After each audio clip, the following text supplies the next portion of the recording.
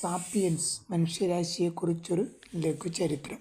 അന്തർദേശീയവും സാംസ്കാരികവുമായ ഒരു നാണ്യവ്യവസ്ഥയുടെ വരവാണ് ആദ്യം ആഫ്രോ-ഏഷ്യയെയും പിന്നീട് ലോകത്താകെയും സാമ്പത്തികവും രാഷ്ട്രീയവുമായ ഒരൊറ്റ കുടക്കീഴിലാക്കിയത്.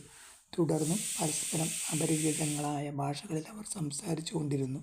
വ്യത്യസ്തരായ രാജാക്കന്മാരെ അനുസരിക്കുകയും വ്യത്യസ്ത ദൈവങ്ങളെ ആരാധിക്കുകയും ചെയ്തു. പക്ഷേ എല്ലാവരും വെള്ളിയിലും സ്വർണത്തിലുമുള്ള നാണയങ്ങളിൽ ഒരുപോലെ വിശ്വസിച്ചു.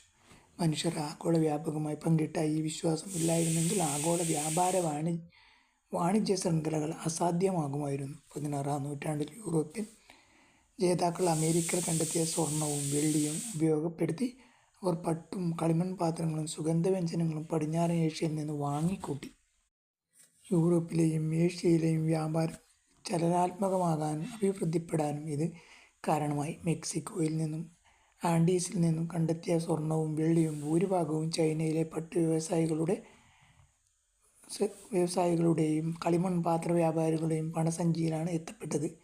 ഹെർനാൻ കോർട്ടസെയെപ്പോലെ ചൈനക്കാരും സ്വർണത്താലും വെള്ളിയാലും മോഹിതരായിരുന്നു. അല്ലായിരുന്നെങ്കിൽ ലോക സാമ്പത്തിക മേഖലയെ അത് എപ്രകാരം ബാധിക്കുമായിരുന്നു എന്ന് ആലോചിക്കുക രസാവഹമാണ്.